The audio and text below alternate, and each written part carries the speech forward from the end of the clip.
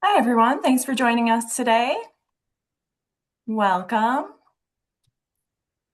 As we're waiting for everyone to join, I just want to give a few minutes as people file in. Feel free to drop in the chat where you're calling in from. We'd love to learn a little bit more about you guys. Where's your organization? Where are you today? I'm in Austin, Texas. How's the weather there? It's changing. Change. So it is super hot and humid, oppressive, if you will. My Oh, allergies are going crazy, and then it's supposed to pour and drop, I think, like 15 or 20 degrees later in the Oh, afternoon. boo. I Oh, know at some point. So gonna put a crimp on the boat plan this weekend, but we'll make it work one way or another.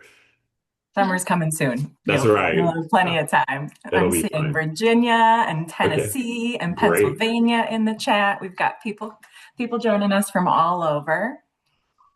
And Laura, where are you joining from today? the lovely suburbs of Milwaukee, Wisconsin. There's nothing better than the Midwest. I see Northern Michigan too, so you're not the only Ooh. Midwesterner joining Yeah. us today. Thank you guys all for joining and for putting your responses in the chat. Today, we'll be talking about invisible donors, unmasking the true impact of your campaign. And we really want to know what drives the impact so your organization can fund the right things. Today's webinar is being recorded. We will share the recording and the slides via email after the presentation.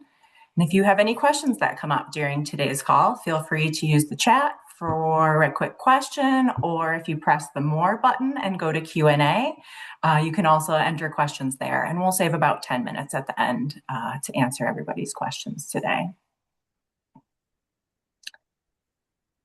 Wonderful. And I see a question from Amy. You should be able to see the responses in the chat. You might just need to adjust a setting there if you don't see that. And a little introduction to AGP. We're helping mission-driven teams grow what matters. We help nonprofits turn missions into movements and supporters into passionate champions. We support advertising and media, analytics, performance measurement, brand and creative strategy, giving DNA platforms. We also have web tech, app, and AI, and fundraising strategy to support you in any work that you're doing. And we also work we work with leading organizations across the following sectors: hospitals, healthcare and human services, public media. We work with tons of food banks, professional associations, and animal welfare organizations. No matter what your mission touches, we're ready to help you. And I'd like to introduce today's presenters. Joining me today, Matthew Mielcarek and Laura Hinrichsen. And Matthew, pass it off to you to introduce yourself and share a Yeah. little bit about your expertise. Hey everyone, thank you so much, Megan. I'm Matthew Mielcarek, SVP of Strategic Intelligence at AGP, and my team's role is to combine tech and AI with human experience and expertise to drive client growth strategies. I have a really big team behind me of database developers, data analysts, architects, insights consultants that help us to create and drive growth strategies for our clients outside of in using their data. We also do a lot of primary market research on behalf of our clients as well. So there may be a story outside of our existing donors that we need to explore or tell. And so we conduct a lot of primary research in the marketplace to do that as well. And Laura, I'll let you introduce yourself. Sorry, I was muted. Yeah. Hi, everybody. I'm Laura Hinrichsen. I lead the Integrated Media Solutions team here at AGP. So we handle paid media for probably about 40 to 50 AGP clients at various times throughout the year. A lot of that is within the digital space, as you can imagine. It was a natural fit for Matthew and I to kind of tackle this topic of attribution together, because I think from the paid media perspective, it is one of the least understood aspects of measurement across the nonprofit spectrum. And so we do have a small chunk of this presentation where I'll dive into that a little bit deeper. Awesome. Yeah. Thanks so much, Laura. I think that's a really good point. I feel like so many conversations that we are having with organizations these days are related to measurement, are related to attribution. And so we want to talk today a little bit about why those questions are important, and then give you some options and solutions outside of it. Um, as direct response fundraisers, we know the day-to-day grind of getting every campaign out is real, whether that's an email, a direct mail appeal, paid ads, or a combination of all of those things. And once those efforts are out there in the field, we need to see the impact of those results. We have questions like, did it pay off? Would we do it again? And so today we're here to spend a little time together to talk about measurement. So thank y'all all for being here, for joining us in this discussion. Um, Every nonprofit seeks to measure fundraising performance, but we'd argue today that few are measuring it accurately. That space between what you're measuring and what's actually driving revenue, that's the attribution gap that we are thinking of. And so today we are going to work to close that gap. So I want you to picture it. It's next Monday morning over the weekend. A glorious $1,000 gift has hit your website over that time. But before you've even had a chance to start your coffee, four teams are in your inbox taking credit. Your digital team says it was their search ad. Your advertising team says it was their CTV spot. Direct mail has the household on a drop from 2 months ago. A gift officer had coffee with that donor on Thursday. So who gets the credit? We like to say time to panic. But the honest answer is both all of them and none of them. And here's why that matters. And I really want you to feel the weight of this. Attribution isn't just a reporting exercise, but it's really a budget decision.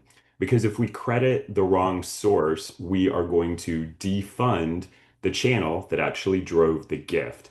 So we could be potentially starving the programs that are working. And next year, that $1,000 gift, we won't be fighting over what drove it, but it won't come in at all. So that's really what's at stake here.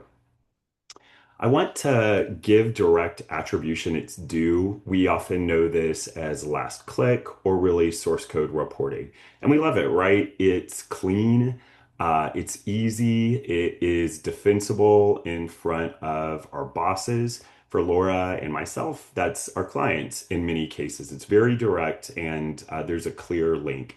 That's also the reason that most of us rely on it primarily to show campaign performance.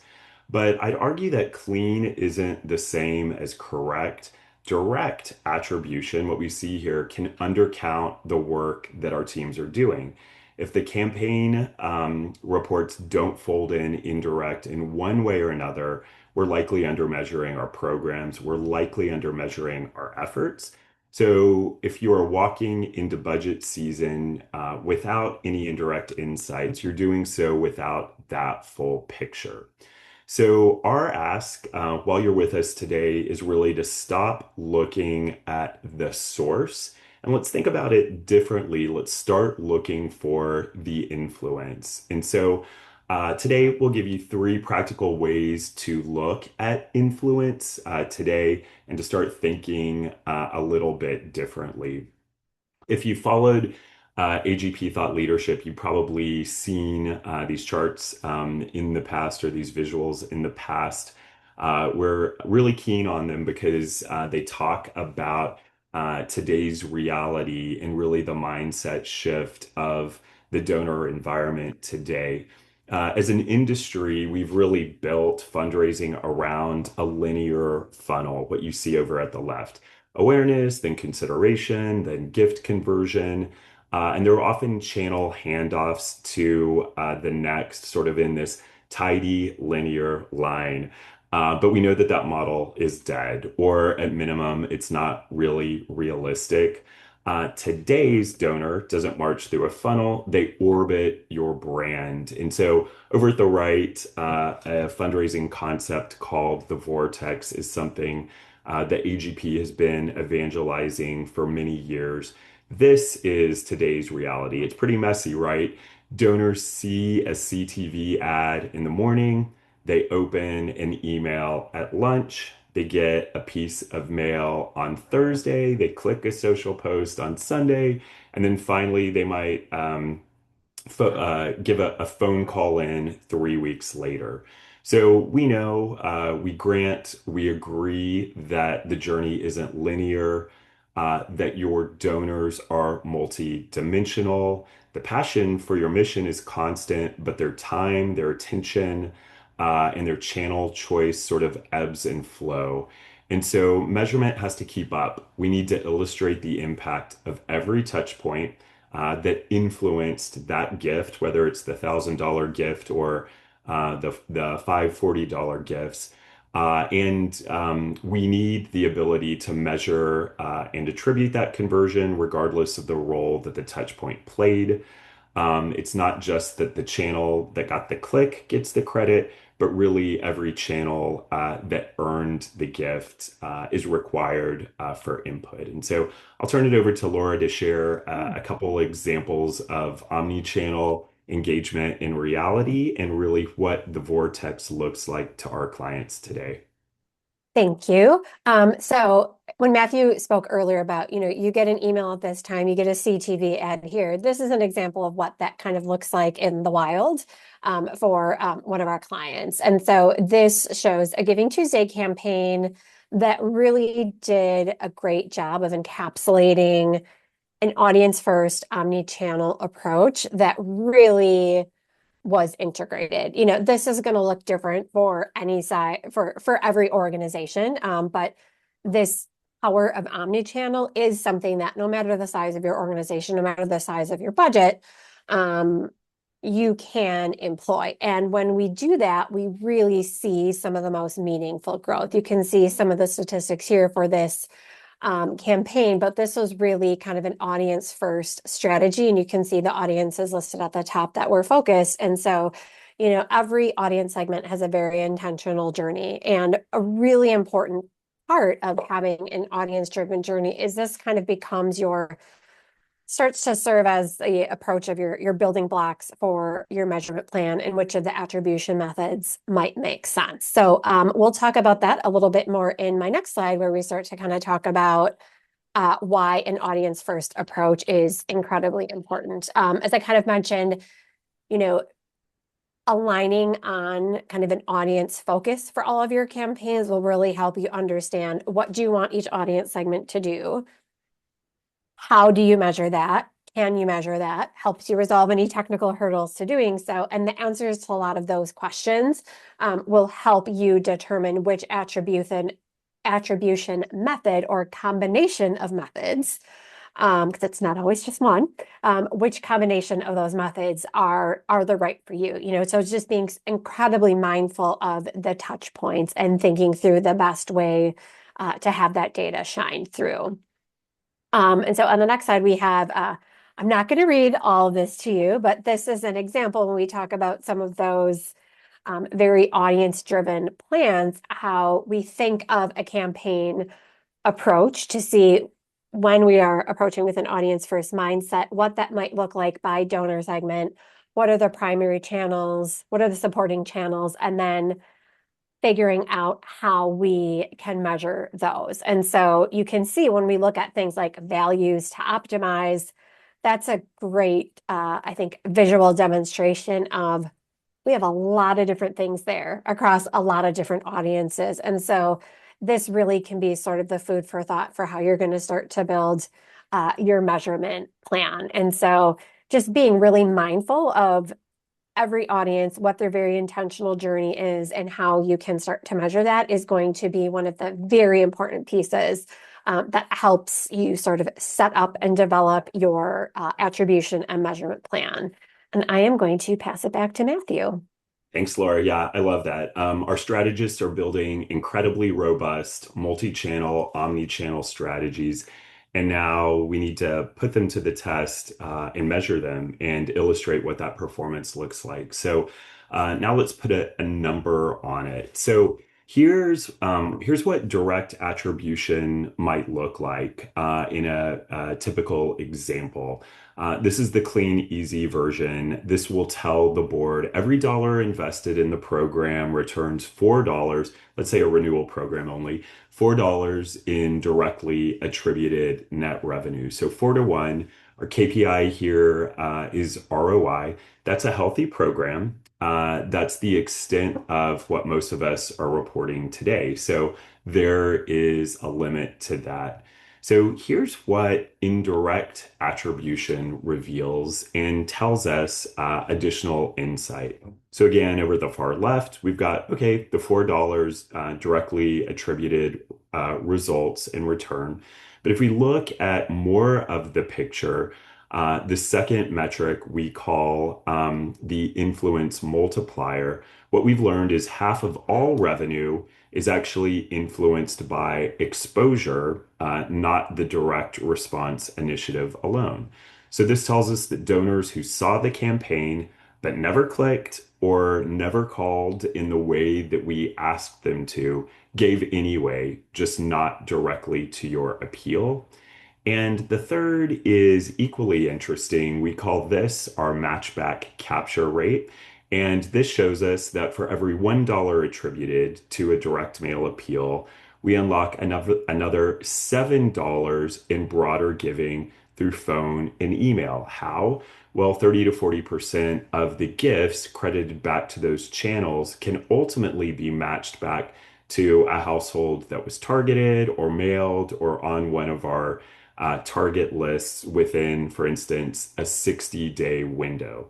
So mail didn't get the credit, but mail earned the credit. And so that's why this matchback capture rate can be incredibly important. When we put all of these measures together, $4 attributed, half of revenue was influenced, even if it wasn't through a direct response, and that $7 was unlocked across channels.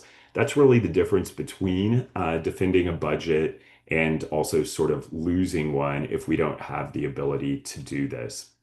So, how do we actually do this? We want to break down 3 methods for you and show you a little bit of detail. I would also share, if someone hasn't asked, we're happy to send the PowerPoint after this discussion as well, and we hope that you'll be able to use this somewhat as a guide.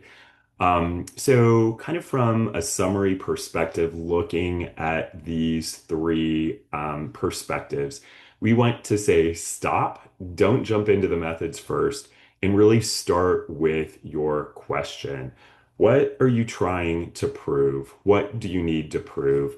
And we'll reiterate over and over again that that's really the starting place. We kind of have that first row of needs. If your need is to prove impact beyond the coded responses alone, generally you might want to start with influenced attribution because it captures that broad audience level lift. If your need or your fundamental question that you're trying to prove is to credit almost like white mail online or phone gifts back to an outreach list, and that could be a lookalike list, a paid list that was targeted, certainly a direct mail renewal list. You'll want that middle approach, that middle column, matchback attribution. And the reason it is so powerful is it captures cross-channel linkages. And then lastly, if you want to prove incremental lift, even when conversion happens elsewhere, you want halo effect attribution because it captures that incremental halo. So for each of these, we're seeking the question first, the method second, and we'll break these down in a little more detail up ahead. So here is that first. It's influenced attribution, the audience lens. Here's the mental shift. We're not looking at source codes alone. We are looking at people. So if a person was exposed to your campaign in any way, every dollar they gave in the window that we analyze counts towards the gift, whether they used your code, that last click or not. And so this is showing that people perspective. And so our clients often sort of trigger this analysis when they want to show campaign lift that standard CRM reporting misses entirely. So if your CFO is asking, is this campaign actually working? This is the method that can answer that question honestly. So the second type is matchback attribution. This is sort of what we think of as the bridge. It reconnects the event, the mailing, the solicitation to the subsequent action, whether that was an online gift, an inbound call, even when the donor never used the source code. So we know that they were nudged or prompted in one way. And we know that they will follow whatever reply mechanism suits them at that time. So sometimes this is a manual match on household, but more often it's algorithmic or rules based inside a defined window. What we mean by that is we need to set a window for when an appeal or a solicitation is likely fully realized. Certainly, that's going to be very different from direct mail versus digital solicitation or appeals. We want to sort of adopt those business rules from a consistent perspective, and then apply that lens when we're looking at Matchback moving forward. Our clients like to use this type of analysis as a shield. So, specifically, the next time a board member says, and I'm sure many of us have heard of this, why are we still spending on mail? Everyone gives online now. So, Matchback is how you prove that the online gift actually started in the inbox or the mailbox. It's how you protect that channel and show that it is doing that heavy lifting. And so, Matchback certainly a really important tool in the toolkit. And then lastly, perhaps one that's a little more esoteric, and Laura definitely can help us to bring this to life as well. The halo effect attribution, the ripple. I think this one perhaps is the most interesting to marketers. I think that this approach is one that's focused a bit more on upper funnel or perhaps used in, let's say, traditional brand advertising when we need to determine ROI. But in this case, the source code is part of the impact. So what we mean here is that the halo is the wider ripple across your entire donor base, that lift in giving that happens because the campaign was in market, even for people who never responded to that specific piece as well. So we would recommend using this halo effect attribution when you need to justify upper funnel, brand, or awareness investment.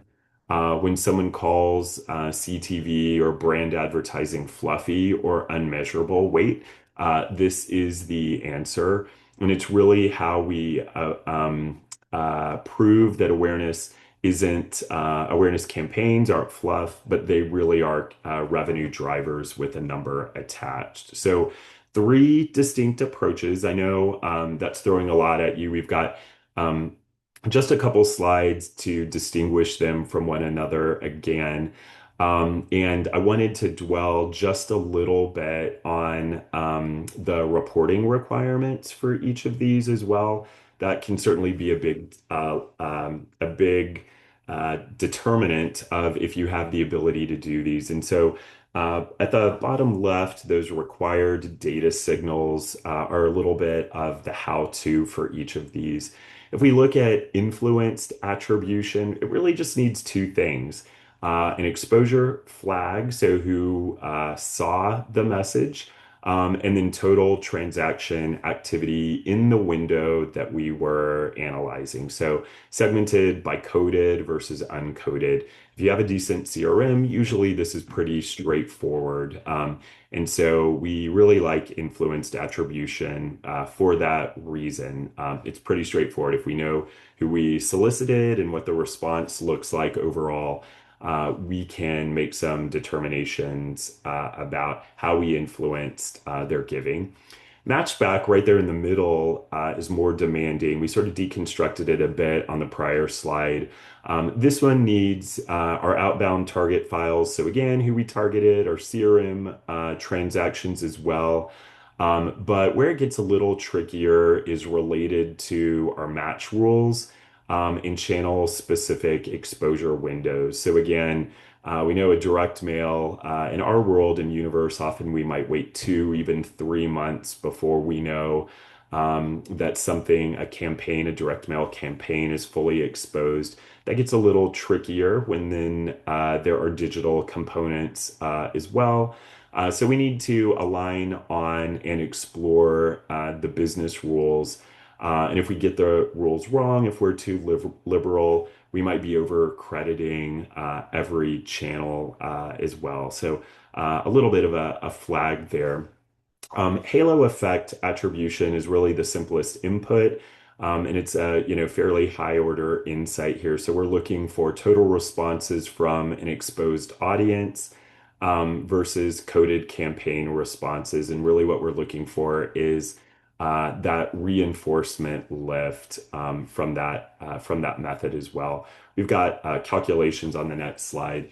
But I would share, if you're new to this in general, the fastest win, the easiest conversation. I would say probably the easiest to grasp metric or KPI within all of these relates to influenced and just knowing the downstream impact that we have. If you can start there, that would really be a recommendation for where we might look. But again, it depends on the question you're trying to answer.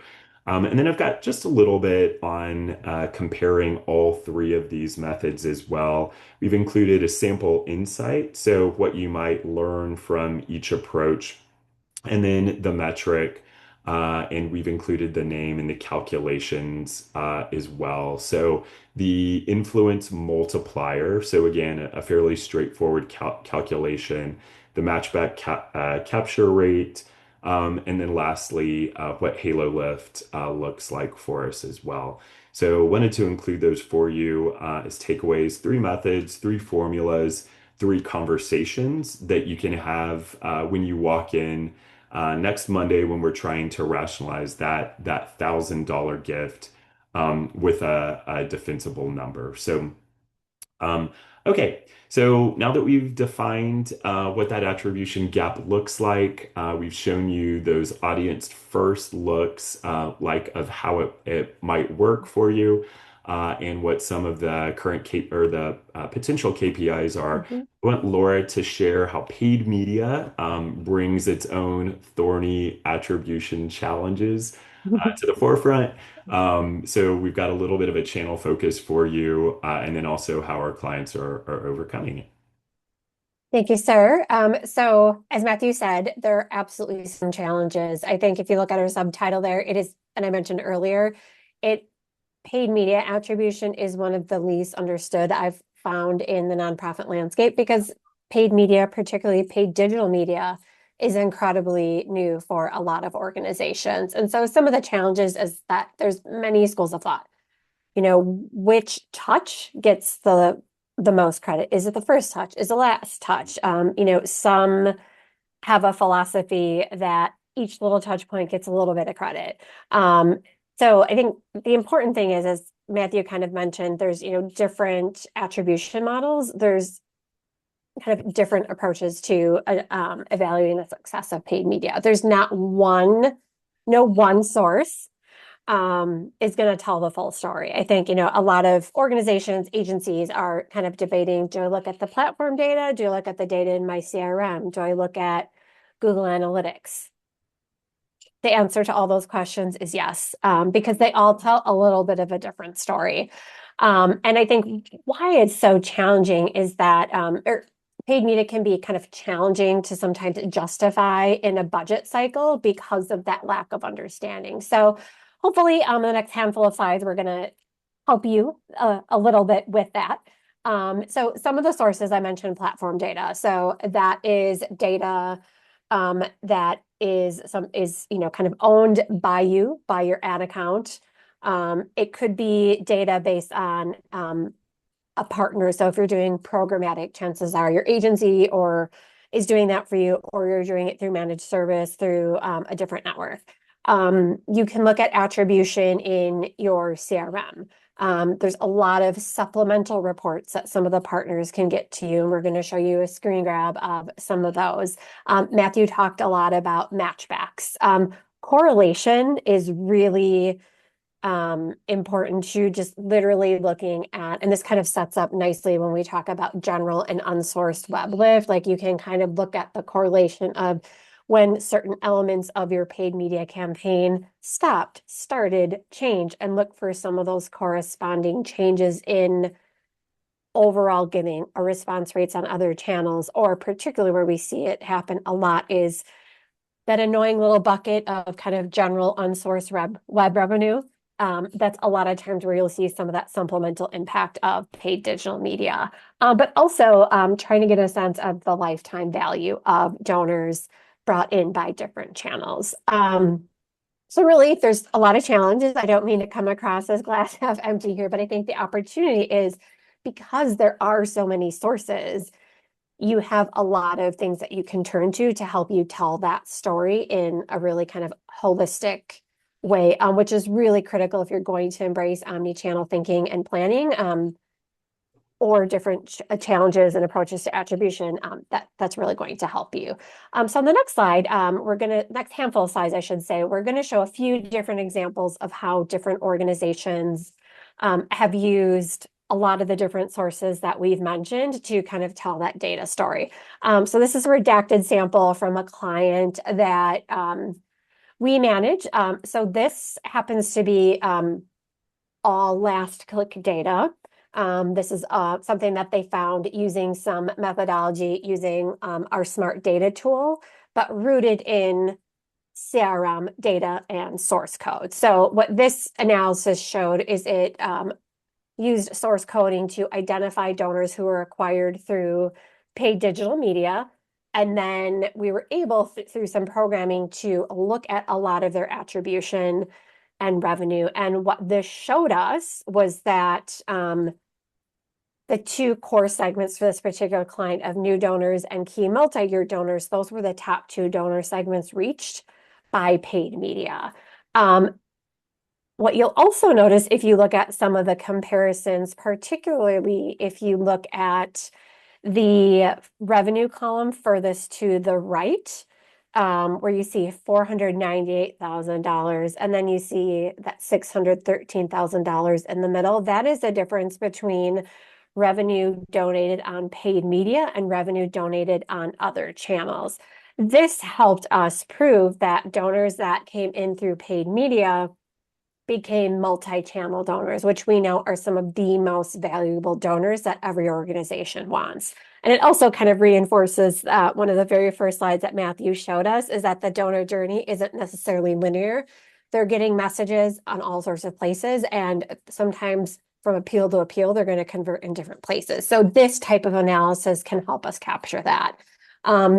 The other kind of fun insight from this particular client, and this is something we see across a lot of clients too, is that when we look at lapsed donors, paid digital media happens to continually show success for reactivating lapsed donors as well. So again, this is a really kind of fun type of analysis that not only helps kind of find a different way to show value of a paid media investment, but it really helped us get a sense of how different donor segments kind of behaved within the paid media spectrum. So I have more examples. So Matthew talked about matchbacks specific to direct mail. This is an example of a matchback report for a client from a programmatic media partner.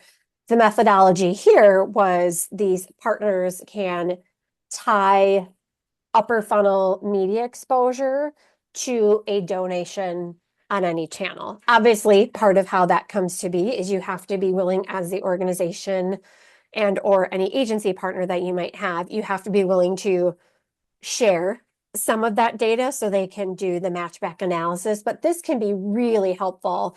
I know a lot of clients that Matthew and I both talk to want to build awareness. People might have heard of your organization, but they're not quite sure what your mission is, or they might have a misperception on what your mission is, and you really want to try to invest in brand awareness or other things up the funnel to help fill the funnel, but also bring that clarity to what you do. But that is sometimes really stinking hard Yeah. to show Laura, how it pays off. This is could you one of give the an ways you can do example that. of how creative, like upper funnel creative, is Mhm. different than lower funnel creative? Yeah, sure. So an example in, a client might be, let's say, just a CTV ad that just talks about, like, if you are a food bank, let's say, it might talk about, food bank X exists in this market and this is who we serve. It is just really saying a little bit more about this is who we are. Sometimes a Hmm. CTA is learn more. The goal there is to just kind of get you into the funnel so that then you can Yeah. maybe be retargeted. Um, Lower funnel is okay, we've kind of got you in the funnel. You've expressed some interest by clicking on an ad, responding to an ad, or responding to something else, or you've just come across the website organically. Um, in a lower funnel ask, we're asking you to do something, generally give us money, Yeah. the Yeah. Yeah. organization money. Yep. Yeah, I love that. I mean, yeah, so the upper funnel scenario is, we're just saying we're in the community, learn more, but Mhm. without that direct CTA. But at the same time, they may have received a direct mail appeal in their that's sitting on their kitchen table, and the ad almost becomes a reminder that drives some Mhm. action. And so this Yep. is that perfect approach to determine what impact that might have had. Absolutely. So we have a couple more examples for you. This is a media exposure analysis.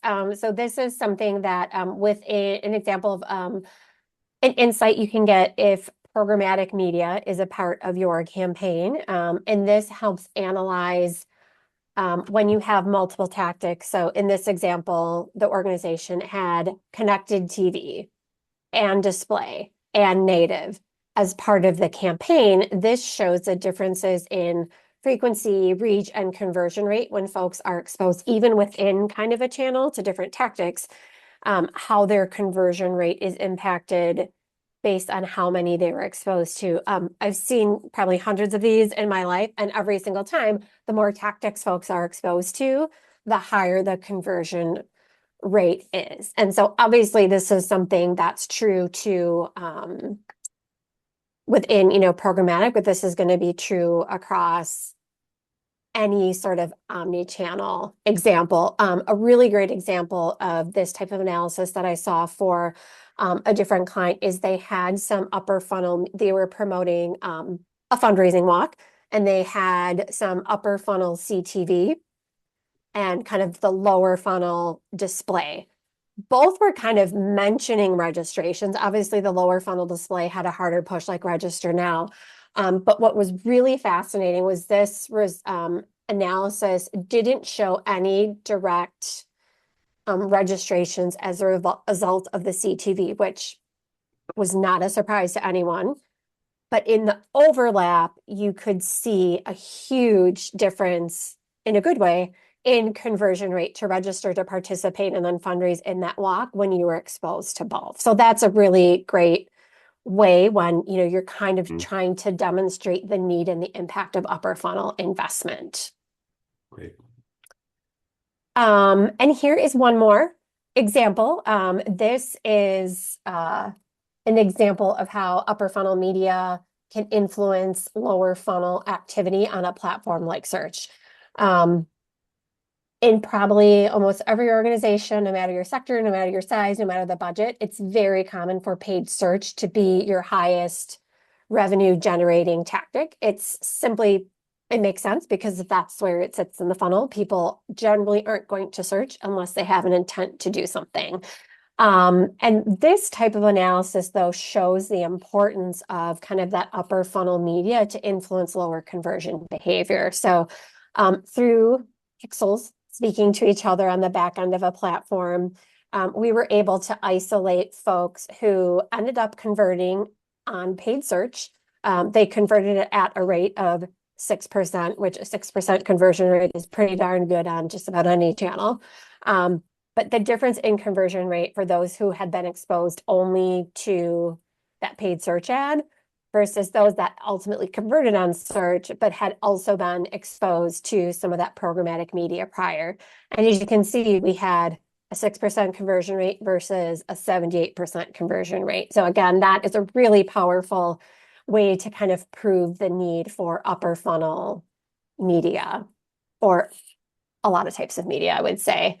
Last but not least is, I think we have one more example here. We've got an example of how paid media, this is where we kind of talked a little bit about correlation before, but this was looking at a big year over year period of time where media investment and mix had shifted. And we obviously had a lot of analysis that we looked at where we found some of that more direct attribution, but you could see a massive shift here in the amount of donation page engagement. Main donation page engagement is often something we see too. So this is just another example of what that correlation might look like. And this is something that you could look at in a dashboard. You could look at through Google Analytics. There's a few different ways to get behind that data. Oops, I do have one last one. Brand lift analysis, everyone knows what brand is, but how do you measure brand lift? So there's a lot of ways that you can do that. Sometimes you can engage in a research study. Sometimes that's something an agency partner can help you with. In this particular instance, this was something that was negotiated as added value with part of a media buy. So if you truly have a very, very focused initiative on brand awareness, this is kind of using pre and post measurement methodology that can be used to help validate that in real time. Great. I believe we're back to Matthew now. Yeah, awesome. Thank you, Laura. Yeah, and really just sort of closing out. So, wanted to give you guys some simple guidance on where to go here, where to go next. Again, we'll share this as material for you to dig into those calculations and data requirements in a bit more detail. So, what's your plan and how do we activate for you? Our recommendation, if you do have existing direct KPI reports and measurements, is really to look at including those plus one indirect metric. So if you're looking to augment or get your feet wet, no, you don't need to jump into all three immediately to correspond to every campaign report. Instead, look for just one. And sort of our simple cheat sheet, this may not be true in every case, is use matchbacks for direct mail appeals, even paid media, something with a solicitation list. Use the halo approach for upper funnel brand awareness. Use influenced for broad omni-channel pushes. So direct KPI plus one indirect metric or methodology or approach. Apply the other approaches situationally. So again, what's our question? So if we are defending our mail spend, justifying upper funnel investment, that's when you might know that you need to lean on an additional indirect metric. And so come back to the toolkit, bring that question with you, and then determine which method or approach it might lean you to. And then I think this is an important one, especially as you get more experience here as well, is standardize the frame and not necessarily the metrics. So look at a consistent campaign window as an organization. What does a fully realized campaign look like? Are we being too tight or too liberal? with what that definition looks like. We'd encourage you to land on one, pin it in, and hold from there. I would say that the answer is different for every organization. So if you are playing in a lot of channels, then certainly you're going to have more noise. If you have a communication calendar that is monthly or multiple appeals per month, certainly you might have more noise there. And so, depending on the size, complexity, and sophistication of your program, I would say that there are different factors that might go into play for standardizing what that frame looks like, define what exposure looks like, and then govern those matchback rules. So as you are applying them, do so in a consistent way so that as you are resurrecting or reapplying that metric, that indirect metric to other program areas, that you're doing so in a consistent measure, and those metrics actually mean something to everyone. So that is pretty much it for us today. I just want to bring us back really to where we started. If it's Monday morning, we get that $1,000 gift in. We get those messages in our inbox. What's different now is we don't have to pick a winner. We don't have to defund the channel that's working, but we have this framework, whether it's influenced, matchback, or halo attribution. And our guidance for you is the rule that matters most. Ask the question first. So, what are we trying to prove here? How are we trying to answer it? And then that can lead us to the method. Secondly, that $1,000 gift now isn't a mystery. It's really a measurement, and it can guide and advise where we are investing next.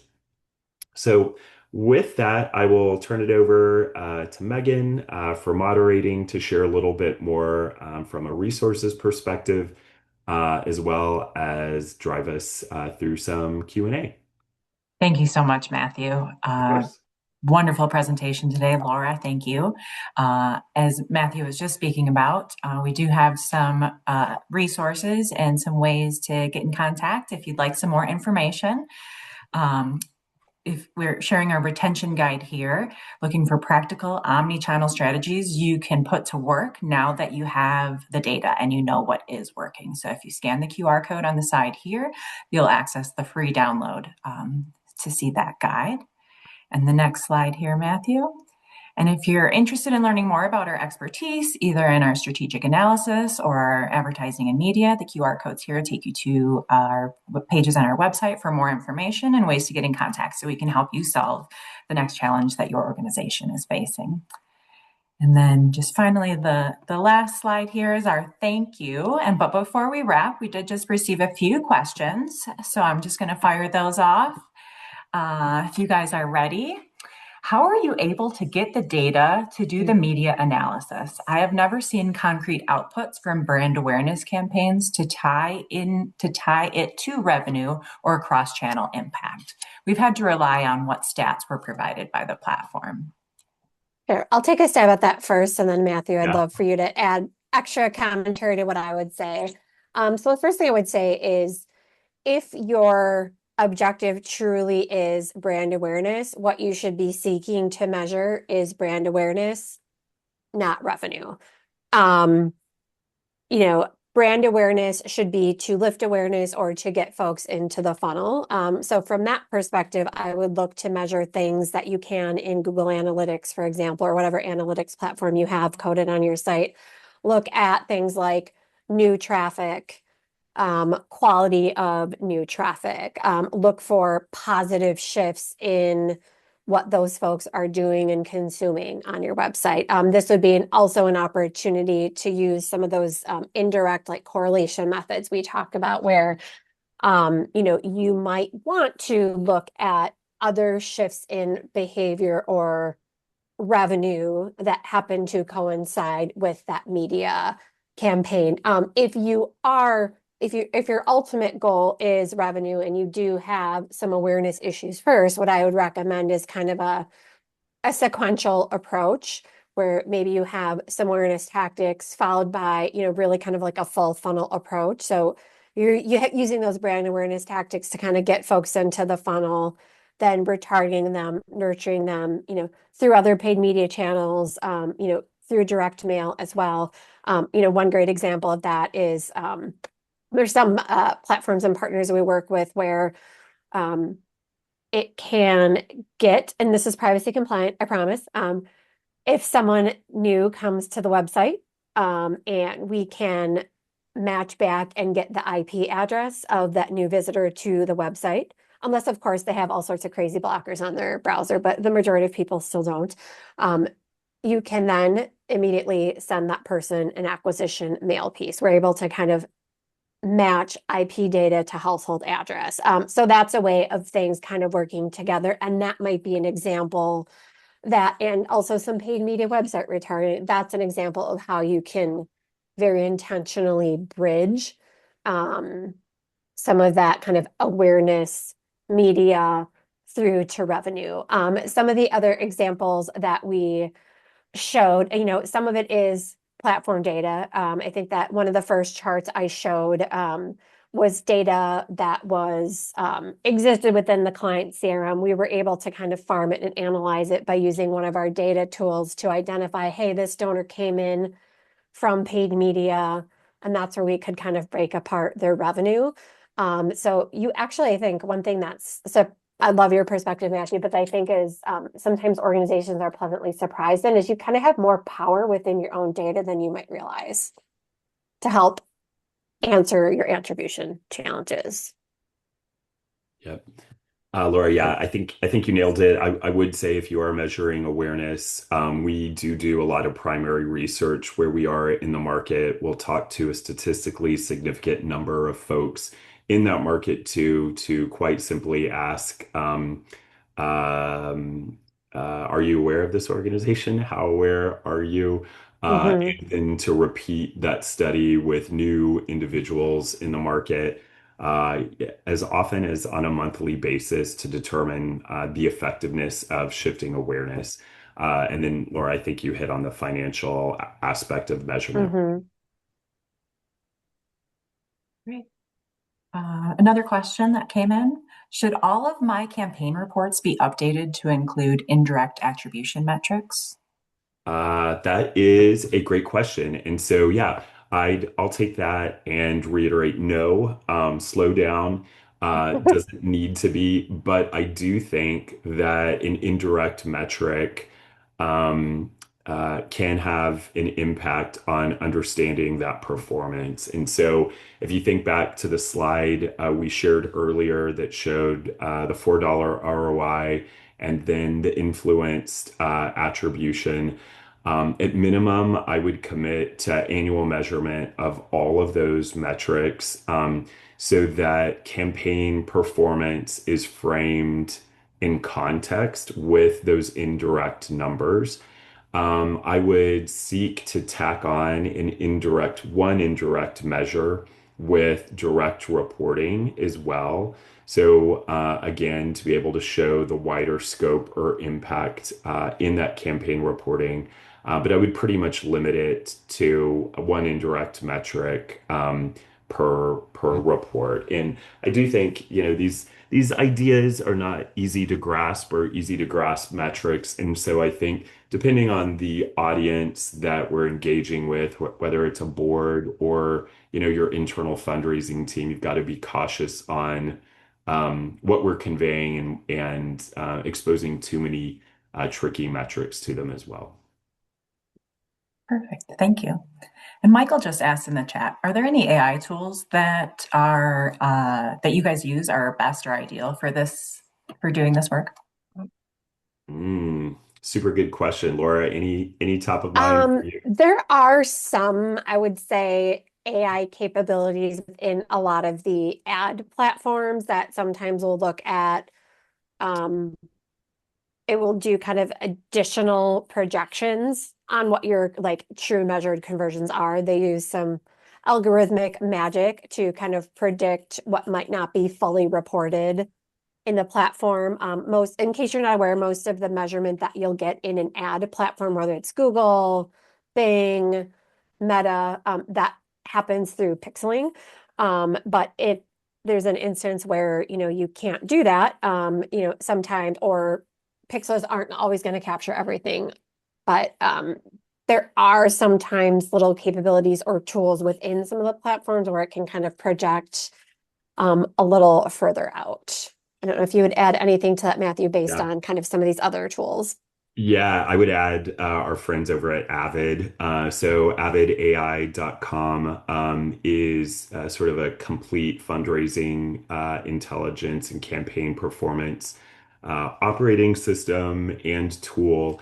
And they do matchback reporting in a great way, super straightforward, direct, manages ROI. So it will show you direct campaign performance insights as well as the matchback component. And so I would highly recommend checking out Avid. Yeah, thanks, Megan, for the link in the chat. Of course. I think we've got time for at least one more question.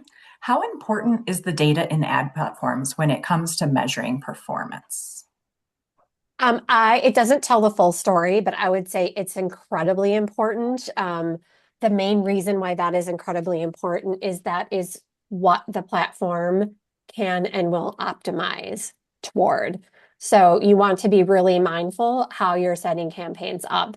And so an example would be if you have an awareness campaign, you should set it to measure awareness or set it to an objective of page views or reach. If it's a donation-based campaign, you set it to optimize toward a donation conversion or what's often referred to as a purchase event in pixeling terms. So you want to make sure that you are setting those things up properly. And the individual ad platforms give you kind of a lot of ways to kind of engage in some subtle nuances to, do you want it to focus on getting more of whatever thing? Or do you want it to do you want it to go after number of conversions, or do you want it to get return on ad spend? Those two things are not always correlating in the same direction. So I think it is incredibly important. It's not going to tell the full story, but it is incredibly important. Perfect. Well, thank you so much, everyone, for your time today. Thank you, Laura and Matthew, for sharing your expertise. As I mentioned earlier, we'll share the recording and the slides via email after today's session. And if you have any other questions that come up at that time, feel free just to reply to the email and we'll get Laura and Matthew to answer. Thank you, everyone. Thanks, Megan. Thanks, Thanks, everyone, for everybody. Have a joining. great We day. appreciate you. Bye. Bye-bye. Bye.